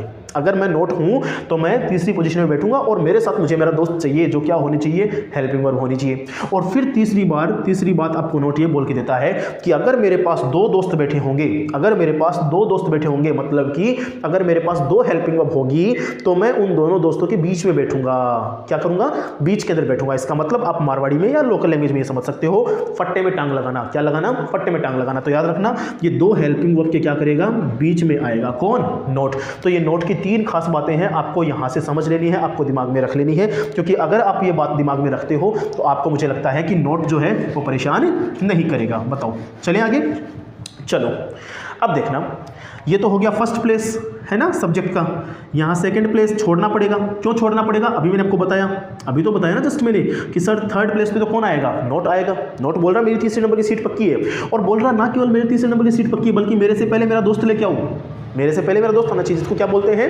Helping verb. तो अब आप कहोगे सर अब तो दिक्कत हो गई हमारे पास में। क्या दिक्कत हो गई? दिक्कत ये हो गई कि ऊपर पॉजिटिव पैटर्न के अंदर तो कोई हेल्पिंग वर्ब लिखी नहीं आपने, और यहाँ पर नोट बोल रहा है कि मैं आऊँगा नहीं तब तक जब तक मेरे पास क्या नहीं आएगा? हेल्पिंग वर्ब नहीं आएगा। तो इस प्रॉब्लम का निजात हमारे पास वहाँ वाले वीडियो में है जहाँ मैंने आपको वर्ब समझाई थी। कौन सी वर्ब समझाई थी?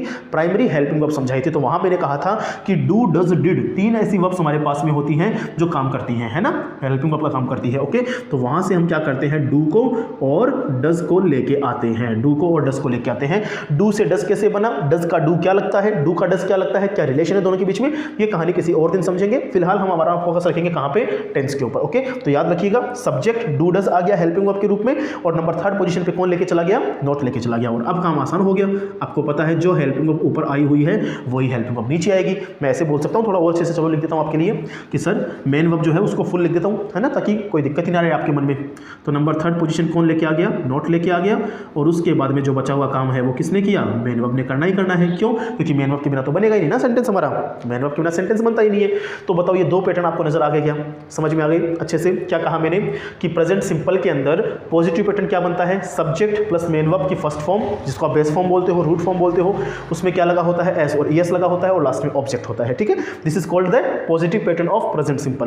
Clear? Okay, next negative pattern कैसे बनेगा? अभी मैंने आपको समझाया, क्योंकि नेगेटिव पैटर्न के अंदर नोट लगता है, और नोट की मैंने खास बात आपको समझाई। तो जब नोट की खास बात समझाई तो मैंने कहा कि डू डज चाहिए इसको हेल्पिंग वर्ब के रूप में, है ना। तो डू डज लेके आए, फिर नोट लगाया, और फिर वर्ब की कौन सी फॉर्म हमने यूज की? फर्स्ट फॉर्म यूज की। क्लियर है? अभी मैं आपको पैटर्न बनाना सिखा रहा हूँ, अभी तो बहुत सारी चीजें बाकी है ना। तो उम्मीद करता हूँ आप सारी चीज समझ रहे होंगे और अच्छे से पेशेंस के साथ आप लोग पढ़ाई कर रहे होंगे। ओके, देखिएगा 3rd।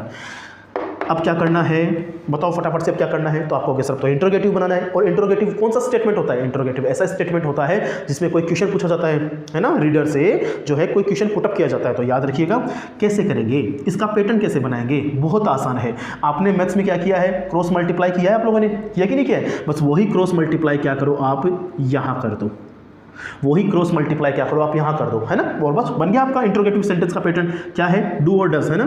तो जो भी टेंस की हेल्पिंग वर्ब होती है उसको आप सबसे पहले पुट कर दो, उसके बाद आपका जो सब्जेक्ट होता है उसको लेके आ जाओ। ओके, अब आप मुझे बताओ नोट आएगा या नहीं आएगा? नोट आएगा या नहीं आएगा? बताओ फटाफट से। तो आपके मन में सवाल आएगा सर नोट आएगा या नहीं आएगा डिपेंड करता है कि सर हम सेंटेंस कौन सा बना रहे हैं। अगर हम सिर्फ इंटेरोगेटिव पैटर्न बना रहे हैं तब तो नोट नहीं आएगा, लेकिन अगर हम इंटेरोगेटिव प्लस नेगेटिव बना रहे हैं ना तब नोट आ जाएगा। ओके, तो याद रखिएगा अब यहाँ पर नोट नहीं आएगा, हम क्या करेंगे डायरेक्ट लेके चलेंगे किसको? मेन वर्ब को। ओके, और मेन वर्ब की हमें मालूम है सर कौन सी फॉर्म आएगी? फर्स्ट फॉर्म आएगी।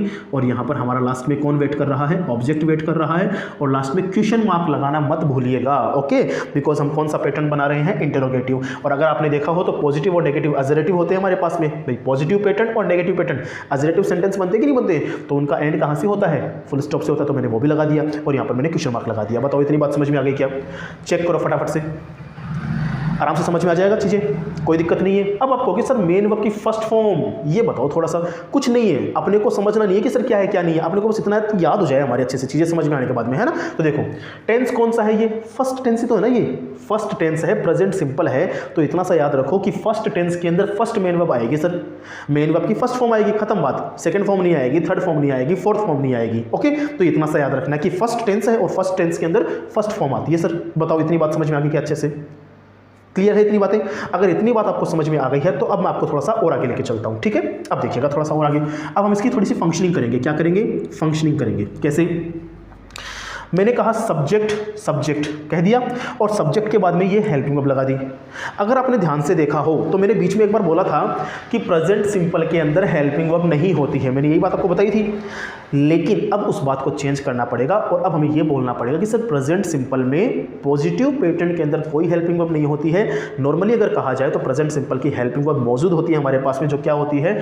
डू और डज होती है। क्या होती है? डू और डज होती है। ओके, अब यहीं से मैं अपना नेक्स्ट टॉपिक इस टॉपिक के अंदर लेके आ रहा हूं कि हम कहां पर तो डू का यूज करेंगे और कहां पर डज का यूज करेंगे। उम्मीद करता हूं आपको यहां पर दिख जाएगा आराम से, ठीक है ना। हाँ, तो हम दो हमारे पास हेल्पिंग वर्ब है, तो कहां पर कौन सी हेल्पिंग वर्ब आएगी ये बताओ। डू कहां पे आएगा, डज कहां पे आएगा, ये समझना जरूरी है सबसे पहले। तो उसके लिए हम क्या करेंगे? उसके लिए हम सबसे पहले सब्जेक्ट को समझेंगे। किसको समझेंगे?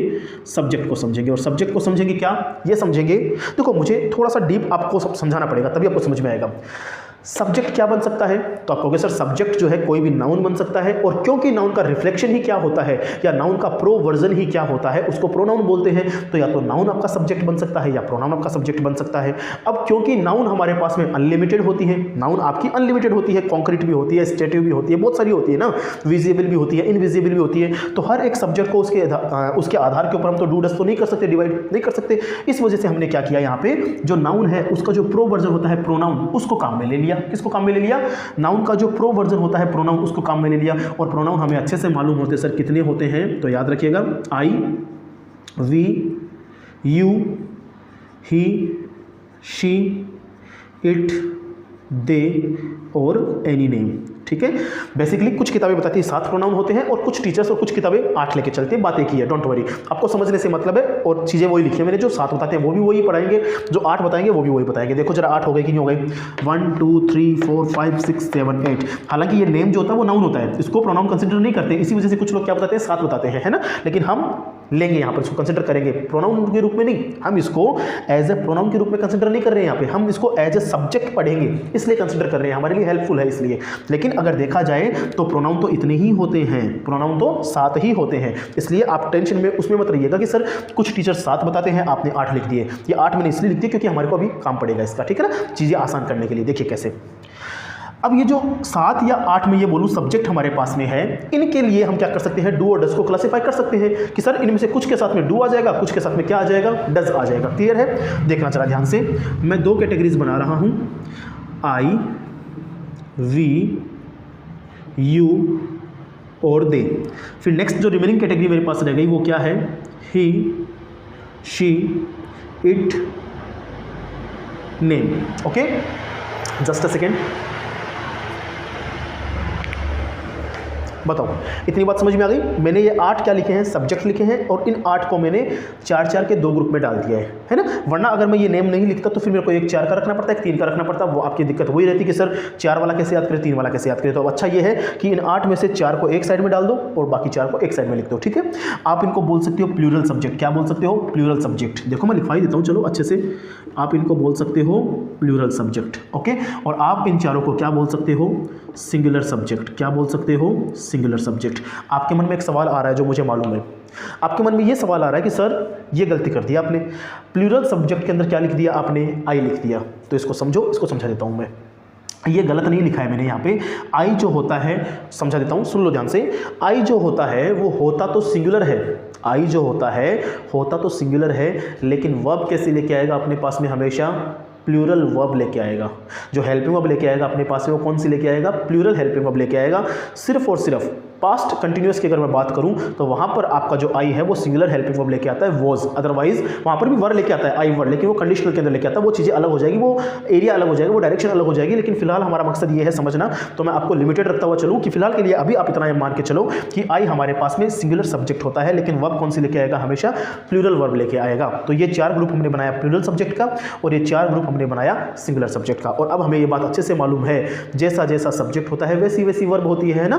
तो याद रखिएगा इन 4 प्लूरल सब्जेक्ट के साथ में तो हम किसका यूज कर लेते हैं, डू का यूज कर लेते हैं, और इन 4 जो सिंगुलर सब्जेक्ट हैं उनके साथ में हम किसका यूज कर लेते हैं, डज का यूज कर लेते हैं। अब ये जो चीज़ है उसी बच्चे को समझ में आएगी, उसी विद्यार्थी को समझ में आएगी जिसने वर्ब का मेरा वो पुराने वाला वीडियो जो पढ़ा है उसको ध्यान से देखा होगा। आप प्लेलिस्ट में चेक कर लीजिएगा, वीडियोस में चेक कर लीजिएगा, अभी पढ़ाया हुआ है कुछ दिनों पहले का ही कि सर डू का जो 5th फॉर्म बनता है वही क्या बनता है, डज बनता है। एक तो ये बात मैंने बता रखी आपको वहाँ पे। हाँ, अगर जो फर्स्ट टाइम पढ़ रहा है यहाँ पे डायरेक्ट यही वीडियो चेक कर रहा है उसको नहीं समझ में आएगा कि सर डू का डू की जो 5th फॉर्म है वो डज कैसे बन गई, है ना, उसको नहीं समझ में आएगा। ठीक है, तो उसके लिए चेक कर लीजिएगा। लेकिन फिलहाल के लिए बातों को लिमिटेड रखते हैं और आपको यह समझाने की कोशिश किया कि sir I we you they के साथ में आएगा डू, पर्टिकुलर इस टेंस की बात कर रहा हूं मैं, प्रेजेंट सिंपल की, और ही शी इट और नेम के साथ में क्या आएगा, डज आएगा। बताओ इतनी बात समझ में आ गई क्या, क्लियर है इतनी बातें? अब अगर इतनी बात क्लियर है तो मैं इसको एक बार हटा रहा हूं इस स्लाइड को और उसके बाद में कुछ और बातें इस टेंस के बारे में करते हैं। हटा दूं, चलो ये चीज़ों को याद रखना, ठीक है ना। चलिए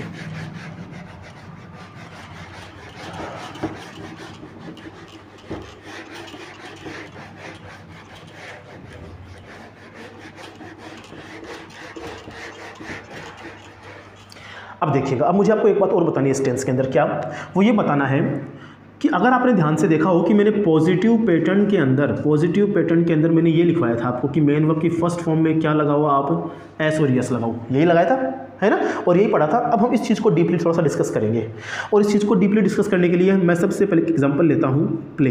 ओके, आप मुझे, चलो मैं थोड़ा सही से लिख देता हूँ वरना डाउट हो जाएगा कि सर क्या लिख रहे हो, कहाँ से मिला के कैसे लिख रहे हो, है ना। तो देखो ध्यान से, ये प्ले, ये कैसी वर्ब है, आप मुझे ये बताओ कैसी वर्ब है। आप कहोगे सर ये तो एक्शन वर्ब है, बिल्कुल ठीक बात। अगला मेरा क्वेश्चन आपसे ये, क्या ये सिंगुलर है या क्या ये प्लूरल है, आप मुझे ये बताएं। क्या ये जो लिखी हुई वर्ब है क्या ये आपके पास में सिंगुलर है या प्लूरल है, बताओ फटाफट से। ये जो वर्ब लिखी है ये एक्शन वर्ब है, no doubt about it, but आप मुझे ये बताओ whether this action verb is a singular verb और is a plural verb, tell me fast. देखो याद रखना, मैं आपको बता दूं कि कोई भी जो वर्ब होती है उसका बेसिक फंडामेंटल क्या होता है, वो वर्ब जो होती है आपकी प्लूरल होती है। कैसी होती है, प्लूरल होती है। याद रखना उस वर्ब के अंदर हम एस और ईएस को ऐड करके क्या बनाते हैं, उस वर्ब को सिंगुलर बनाते हैं। क्या बनाते हैं, सिंगुलर बनाते हैं। क्या बनाते हैं, सिंगुलर। ये बात समझने वाली है, बहुत इंपॉर्टेंट बात है, ना केवल टेंसेज में काम आएगी, ना केवल पर्टिकुलर इस टेंस में काम आएगी, बल्कि हमारे टॉपिक लगता है सब्जेक्ट वर्ब कॉनकॉर्ड का, या जिसको आप बोलते हो सब्जेक्ट वर्ब एग्रीमेंट। वहाँ पर ये टॉपिक की एक तरीके से देखा जाए तो जान है, आत्मा है, सोल है। ये पूरी जो लाइन है वो गोल्डन स्टेटमेंट है, क्या कि कोई भी जो मेन वर्ब होती है, कोई भी जो एक्शन वर्ब होती है, वो बेसिक उसका नेचर होता है प्लूरल। कैसा होता है, प्लूरल। वो बेसिकली प्लूरल फॉर्म में होती है।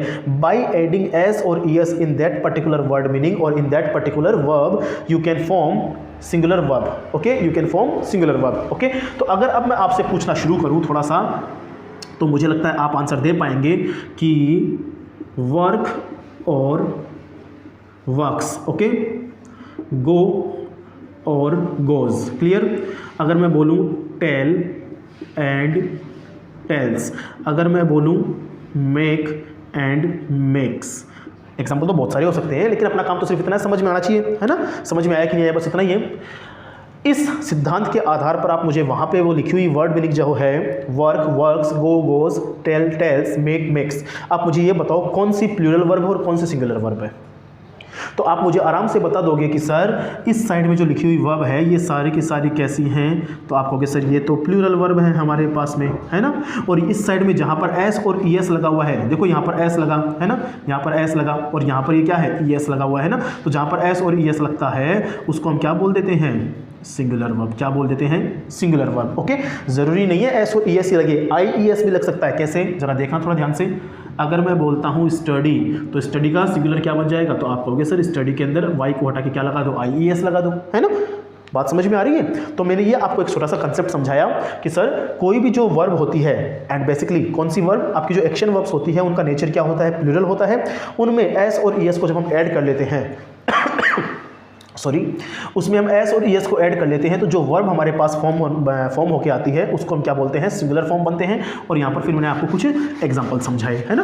अब आप कहोगे सर इसका वर्किंग क्या है, इसका फंक्शन क्या है अपने टेंस के अंदर, क्योंकि हम तो प्रेजेंट सिंपल पढ़ रहे हैं, है ना। और आप डीप इतना लेके जा रहे हो कि सर अब तो चीज़ें खिचड़ी होने लग गई है, हमारे दिमाग के अंदर हलवा बनने लग गई है। तो देखो मैं आपके पास में गोल्डन स्टेटमेंट लिखता हूँ। क्या लिखता हूँ? Golden statement. और गोल्डन स्टेटमेंट कुछ इस प्रकार से बनता है जो आपको दो तरीकों में काम करेगा। कितने तरीकों में? दो तरीकों में। एक तो वहाँ पे काम करेगा जहाँ पर आप पढ़ोगे सब्जेक्ट वर्ब एग्रीमेंट, और एक यहाँ पर काम करेगा इस पर्टिकुलर टेंस के अंदर, ओके। और वो गोल्डन स्टेटमेंट ये है कि अगर आपका सिंगुलर सब्जेक्ट है, अगर आपका सिंगुलर सब्जेक्ट है तो वर्ब जो आएगी वो भी कैसी आएगी, सिंगुलर आएगी, ओके। ये फर्स्ट। और इसी का नेक्स्ट जो हिस्सा बनता है, इसी का जो नेक्स्ट हिस्सा बनता है वो ये बनेगा कि अगर आपका सब्जेक्ट कैसा है, प्लूरल है, तो आने वाली जो वर्ब है वो भी कैसी आएगी, प्लूरल आएगी। बात समझ में आ रही है क्या? समझनी पड़ेगी, इस बात को समझना ही पड़ेगा, और कोई ऑप्शन नहीं है और कोई उपाय नहीं है। क्या कि सर गोल्डन स्टेटमेंट ये बोलता है कि अगर सिंगुलर सब्जेक्ट है तो वर्ब भी कैसी आएगी, सिंगुलर आएगी। अगर प्लूरल सब्जेक्ट है तो वर्ब भी कैसी आएगी, प्लूरल आएगी। इंग्लिश वालों के लिए बता देता हूँ, if subject is singular then verb will also come as a singular, okay. And if your subject is plural then verb will also come as a plural sense. Yes और no? Is it make any sense और no? Right ना। तो ये सारी चीज़ आपको समझनी है। समझनी क्यों है? क्योंकि हम पढ़ रहे हैं present simple, present indefinite tense है। इस टेंस को पढ़ेंगे अभी और पढ़ ही रहे हैं अभी, ठीक है। देखिएगा ध्यान से, सिंगुलर सब्जेक्ट होगा, सिंगुलर वर्ब आएगी, ओके। प्लूरल सब्जेक्ट होगा, प्लूरल वर्ब आएगी। मतलब दो काम करने हैं, सब्जेक्ट पता लग जाए सिंगुलर और प्लूरल कौन से होते हैं तो काम आसान हो जाएगा।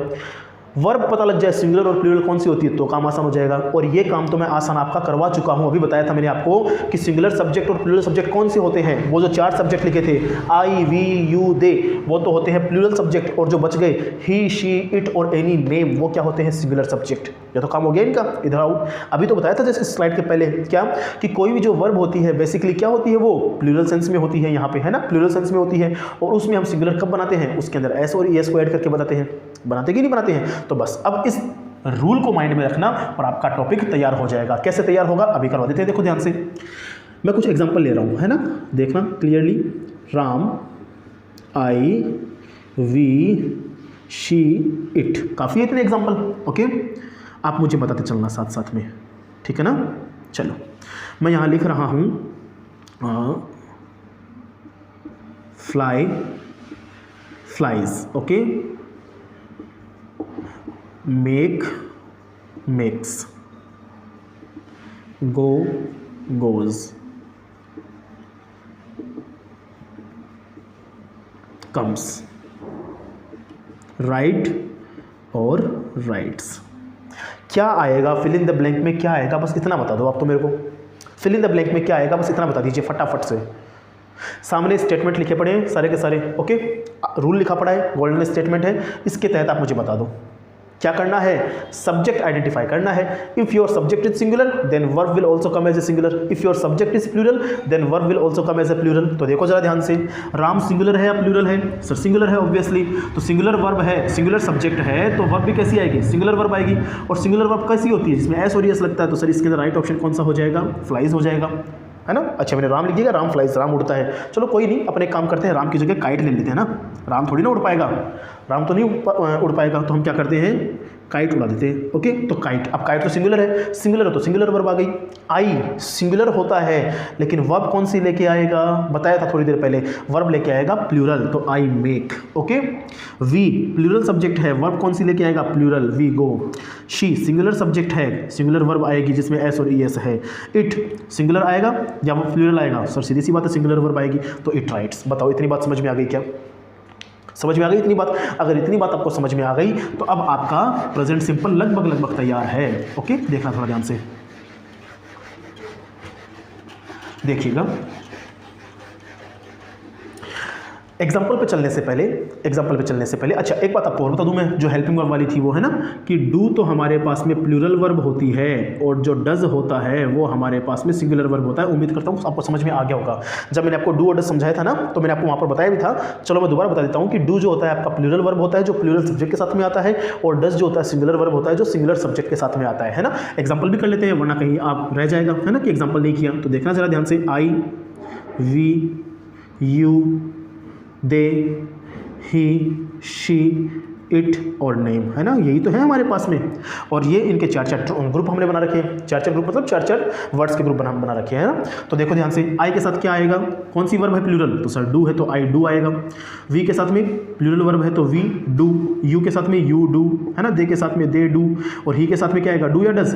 अब ही सिंगुलर है, शी सिंगुलर है, इट सिंगुलर है, इन तीनों के साथ में क्या आएगा, डज आएगा। ओके, और नेम भी सिंगुलर है तो इसके साथ में भी क्या आएगा, डज आएगा। तो बस ये चीज़ याद रखना, ये मेरे को लगा शायद मैंने बताई नहीं है तो मैंने बता दिया आपको, ठीक है। तो मैंने आपको वर्ब आपकी हेल्पिंग वर्ब बता दी कि कौन सी सिंगुलर होती है कौन सी प्लूरल होती है।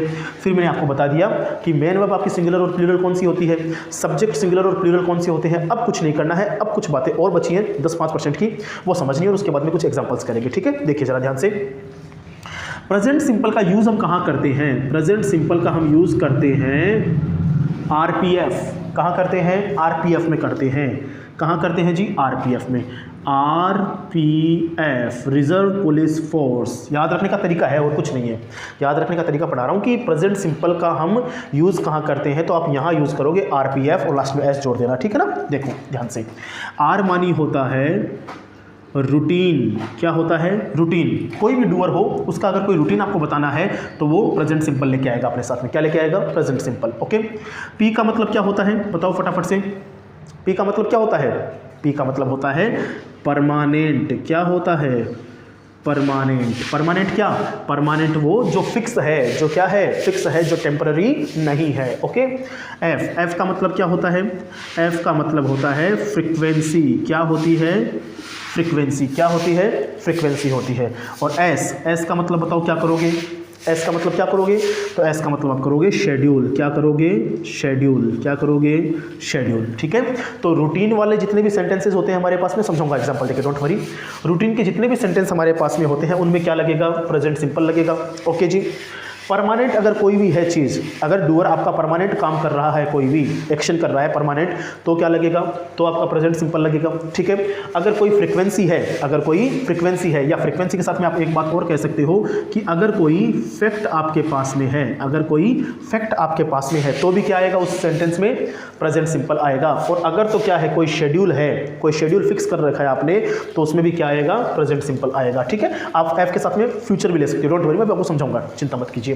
तो रूटीन कैसे बनेगा, एग्जांपल लो फटाफट से, एग्जांपल के साथ खेलेंगे, है ना, और फिर टॉपिक को कंप्लीट करेंगे। देखिएगा जरा ध्यान से, एग्जांपल अब ये है कि रूटीन बताना है किसी भी इंसान का। अब रूटीन कैसे बताओगे, तो आप तो बता दो रूटीन कैसे बताते हो। देखो जरा ध्यान से, रूटीन ऐसे बताओगे, सर आई वेक अप, ये यू है, okay, I wake up at 6 AM daily. I wake up at 6 AM daily, okay. she worships in temple always. Okay, she always worships in temple. यहाँ पे मैंने इसको यहाँ पे लिख दिया, जो नहीं लिखना चाहिए यहाँ पे लिखना चाहिए था, लेकिन चलो ठीक है कोई बात नहीं, आपको समझा दिया मैंने। She always worships in temple. अब दोनों ही स्टेटमेंट में क्या है, ध्यान से देखो, तो आप कहोगे सर दोनों स्टेटमेंट के अंदर तो रूटीन है। क्या है, रूटीन है। जैसे कि I wake up at 6 AM daily, daily मेरा काम क्या है, 6 बजे उठने का, ये मेरा रूटीन है। ये क्या है, मेरा रूटीन है। आप रूटीन को समझ सकते हो हैबिट के रूप में भी, क्या समझ सकते हो, हैबिट के रूप में भी समझ सकते हो कि हैबिचुअल जितने भी स्टेटमेंट हमारे पास में होते हैं उनके साथ में क्या आता है, प्रेजेंट सिंपल आता है, या रूटीन के जितने भी सेंटेंसेस होते हैं उनके साथ में क्या आता है, प्रेजेंट सिंपल आता है, ठीक है। She always worships in temple, वो हमेशा क्या करती है, मंदिर में पूजा करती है। ये उसका रूटीन है, ये उसका रूटीन है, ये उसका क्या है, रूटीन है, ये उसका क्या है, ये उसका हैबिट है। रूटीन बोल दो या हैबिट बोल दो, बात एक ही है। आओ आगे। परमानेंट, परमानेंट जो चीज़ें होती हैं, जो चीज़ें परमानेंट हैं, फिक्स हैं, उनके लिए भी क्या आएगा, प्रेजेंट सिंपल। जैसे I work here, okay, I live in Tokyo. ठीक है, अब दोनों ही स्टेटमेंट को थोड़ा ध्यान से देखोगे ना तो समझने की कोशिश करोगे तो समझ में आएगा, सर आई वर्क हियर, मैं यहाँ काम करता हूँ ऐसा नहीं 2-4 दिन के लिए काम करता हूँ, क्या मैं एक बड़ी समय अवधि है ना, मैं यहाँ काम करता हूँ 1 साल 2 साल 3 साल अगर बताना है तो आई वर्क हियर। परमानेंट चीज़ों के लिए present simple. I live in Tokyo, क्या रहते हो या रह रहे हो, मतलब कि क्या रहते हो। Tokyo, I live in Tokyo, Tokyo का मतलब क्या हुआ, एक सिटी का नाम है, तो मैं टोक्यो में रहता हूँ। क्या टेम्पररी रहते हो, क्या जाके आ जाओगे वापस, रह के वापस आ जाओगे क्या, नहीं। 30 साल 35 साल 40 साल 15 साल 25 साल 8 साल 5 साल क्या करते हो आप, बड़े टाइम के लिए आप वहाँ पे रहते हो। तो याद रखिएगा परमानेंट जितने भी हमारे पास स्टेटमेंट होते हैं जिनमें परमानेंसी है उनके क्या आएगा, उनमें प्रेजेंट सिंपल आएगा। ठीक है जी। उसके बाद में फ्रीक्वेंसी और फैक्ट। फैक्ट देख लो पहले, फैक्ट समझा देता हूँ, ठीक है ना। फैक्ट क्या है, इंडिया गेट्स फ्रीडम ऑन कर लो इसको, ये ए लग रहा है ना। इंडिया गेट्स फ्रीडम ऑन 15 अगस्त 1947। ठीक है, इंडिया गेट्स फ्रीडम ऑन 15 अगस्त 1947। ये तो फैक्ट है, तथ्य है ना, ये फैक्ट है। और फैक्ट क्या होते हैं, हमेशा रिजिड होते हैं, हाँ, दे आर नेवर फ्लेक्सिबल, ये कभी भी फ्लेक्सिबल नहीं होते हैं। जो फैक्ट्स होते हैं वो हमेशा क्या होते हैं, रिजिड होते हैं, कठोर होते हैं, वो कभी भी क्या नहीं होते हैं, फ्लेक्सिबल नहीं होते हैं। और जो फैक्ट्स होते हैं उनके साथ में क्या लगता है, प्रेजेंट सिंपल आता है। देखो जरा ध्यान से, यहाँ पर प्रेजेंट सिंपल आया है, ये सब्जेक्ट हो गया, ये वर्ब के अंदर फर्स्ट फॉर्म में एस और एस, क्योंकि सब्जेक्ट क्या है मेरा सिंगुलर है, तो यहाँ पर सिंगुलर वर्ब आई है। यहाँ पर ये सिंगुलर सब्जेक्ट है लेकिन वर्ब प्लूरल लेगा, मैंने बताया था आपको, है ना। यहाँ पे देखो ये सिंगुलर सब्जेक्ट है लेकिन वर्ब के साथ में एस और एस लगेगा, तो वही सारी चीज़ें हैं। ओके ना, मैंने पहले आपको फॉर्मेशन समझाई, अब मैं इनके यूजेस कहाँ हो रहे हैं वो समझा रहा हूँ, है ना, बस ये काम करना है अपने को।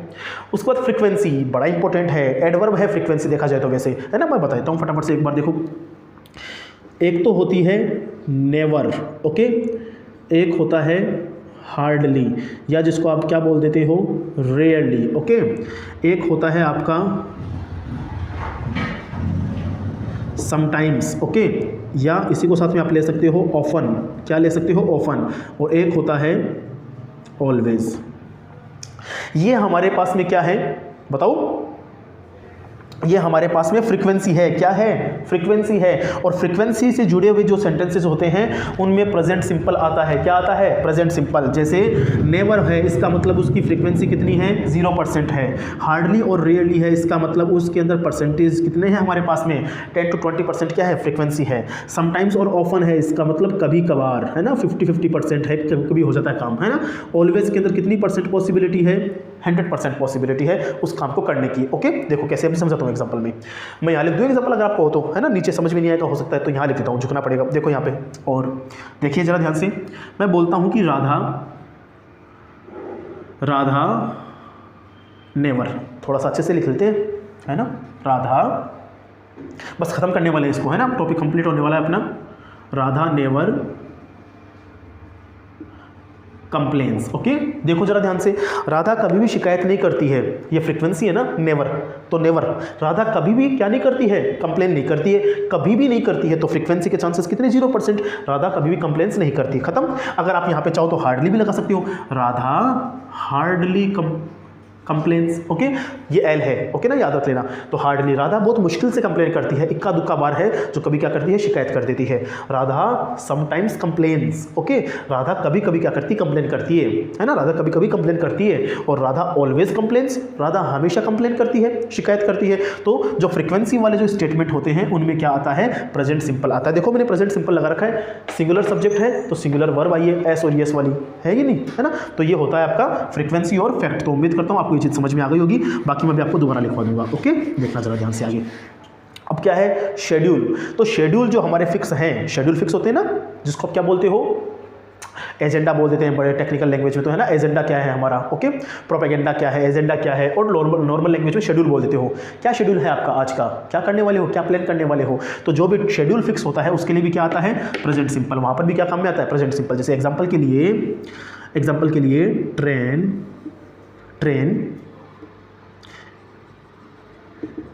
arrives here at 10 AM daily, okay.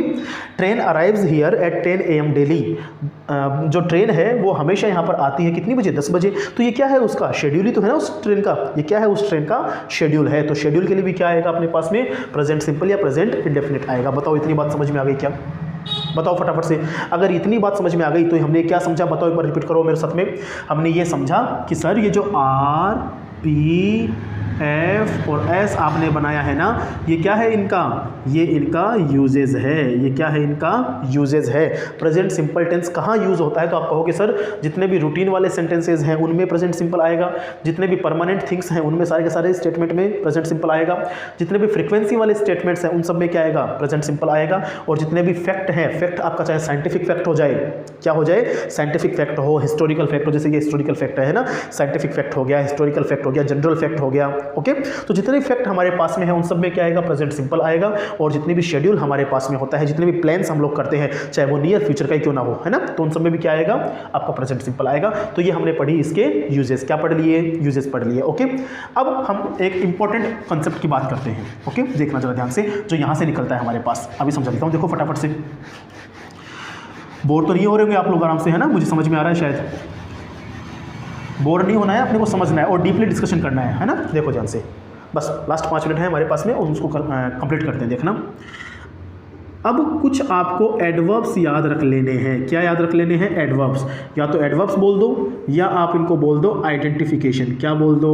Identification. क्या मतलब होता है इसका? इसका मतलब ये होता है कि सेंटेंस के अंदर कई बार जो है ना कुछ वर्ड्स ऐसे लिखे होते हैं जो हमारा आधा काम कर देते हैं कि सर इसमें तो ये वाला आने ही आने वाला है, ये वाला टेंस आने ही वाला है ना, तो उसको हम बोलते हैं एडवर्ब्स। क्या बोलते हैं? एडवर्ब, जो वर्ब की विशेषता बताता है। वैसे तो टेक्निकलिटी ये है, लेकिन फिलहाल के लिए हम उतना क्यों इधर उधर घूमे, हम सीधा याद रखते हैं कि सर प्रेजेंट सिंपल का एडवर्बियल क्या बनेगा, प्रेजेंट सिंपल का एडवर्बियल क्या बनेगा और प्रेजेंट सिंपल के आइडेंटिफिकेशंस क्या बनेंगे। तो देखना जरा ध्यान से, अगर किसी भी स्टेटमेंट के अंदर आपको मिल जाता है always, daily, never, hardly, seldom, rarely, often, ठीक है, every day, every time, every week, every moment, ठीक है, एवरी ईयर। अगर ये वर्ड मीनिंग्स आपको किसी भी स्टेटमेंट में कहीं पर भी दिख जाते हैं, बीच में, शुरू में, आखिर में, शुरू में तो क्या ही दिखेगा, है ना, तो बीच में, शुरू में भी दिख सकता है, डोंट वरी, ठीक है ना। तो अगर ये स्टेटमेंट के अंदर कहीं पर भी आपको नजर आ जाते हैं, आंखें बंद करके क्या लगा देना आप? तो प्रेजेंट सिंपल लगा देना। क्या लगा देना? प्रेजेंट सिंपल का यूज कर देना, ठीक है ना। इसको हम बोलते हैं एडवर्बियल्स। क्या बोलते हैं? एडवर्बियल्स की ये जो वर्ड मीनिंग्स हैं ये क्या है हमारे पास में? ये एडवर्बियल्स हैं या ये आइडेंटिफिकेशन का काम करते हैं सेंटेंस के अंदर। ओके, अब चलते हैं आगे। अब हमारे पास में कुछ कॉमन एरर, क्या है हमारे पास में? कुछ कॉमन एरर। कॉमन एरर क्या होती है? मैं यहीं पर समझाता हूँ आपको। कॉमन एरर ये होती है कि जहाँ पर आप गलती करते हो, जहाँ पर आप क्या करते हो? गलती करते हो। कैसे करते हो? आओ समझाता हूँ, बस आखिरी कॉन्सेप्ट है, फिर इसको वाइंड अप करेंगे इस पूरे टॉपिक को, ठीक है ना। तो इसका नाम है कॉमन एरर, कि आपसे गलती कहाँ होती है या एग्जामिनर कहाँ से आपको चूक करवाता है। देखना जरा ध्यान से, मैं कुछ स्टेटमेंट लिख रहा हूँ, आप मुझे उसमें एरर फाइंड आउट करके बताना। ओके, देखिएगा।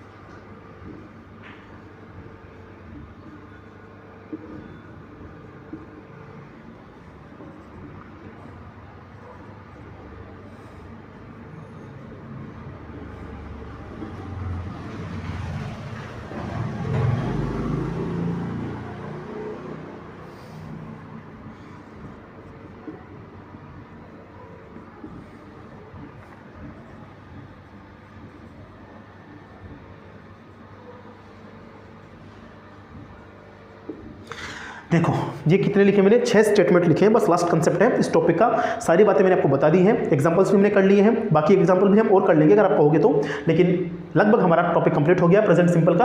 आखिरी कंसेप्ट बचा है, बड़े प्यार से समझेंगे इसको, कॉमन एरर्स, कॉमन एरर है ना। ये सब जो स्टेटमेंट लिखे हुए, ये सीधी सी बात मैं आपको पहले बता देता हूँ, ये गलत है। ये क्या है, सारे के सारे ये गलत है।